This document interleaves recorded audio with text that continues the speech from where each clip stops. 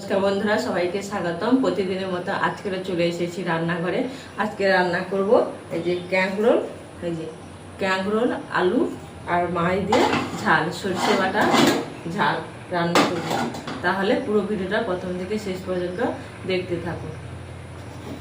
এই যে পোনা মাছ নিয়ে নিয়েছি, কড়াইটা বসিয়ে মাছগুলো ভেজে নেব। কড়াইটা বসিয়ে দিয়েছি, এবার গ্যাসটা জ্বেলে নেব, দিয়ে মাছগুলো ভেজে নেব।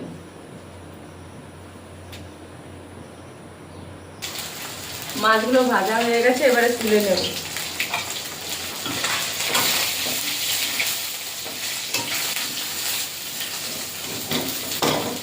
দিয়ে ক্যাংরোলের আলুটা ভেজে নেব।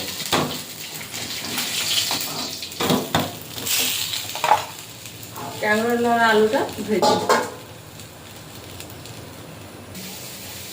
ক্যাংরোলের আলুটা ভাজা হয়ে গেছে, এবারে তুলে নেব।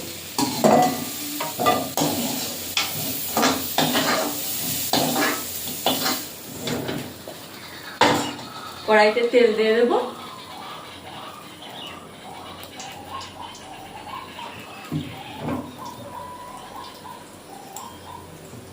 ফোড়নে কালো জিরে,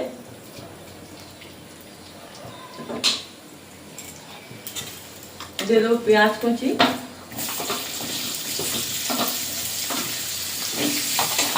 পেঁয়াজটা ভাজা ভাজা করে নেব।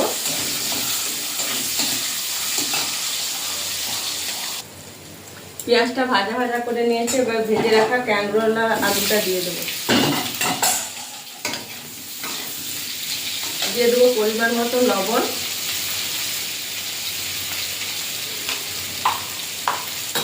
হলুদ, এখানে জিরে আর ধনে বাটা আছে, দিয়ে দেবো টমাটো দিয়ে দেবো, দিয়ে নেড়ে চেড়ে জল দিয়ে দেবো।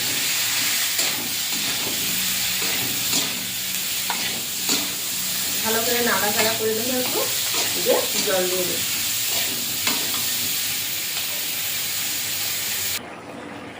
ঝোলটা ফুটে গেছে, এবারে মাছ আর সরষে বাটাটা দিয়ে দেবো।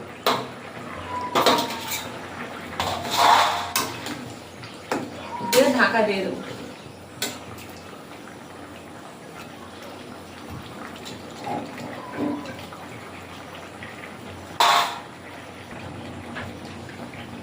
কাঁকরোল দিয়ে মাছের ঝোলটা হয়ে গেছে, এবারে নামিয়ে নেব। মাখা মাখা মতন করে নিয়েছি, এবারে নামিয়ে নেব।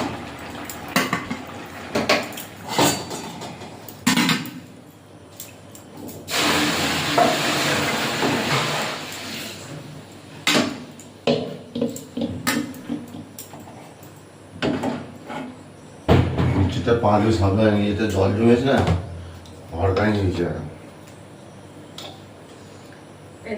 কাঁকরোল আলু দিয়ে মাছের ঝোলটা হয়ে গেছে। তাহলে বন্ধুরা আজকে আসছি, টাটা, ভালো থাকুন, সুস্থ থাকুন। এই যে কত সুন্দর দেখতে লেগেছে,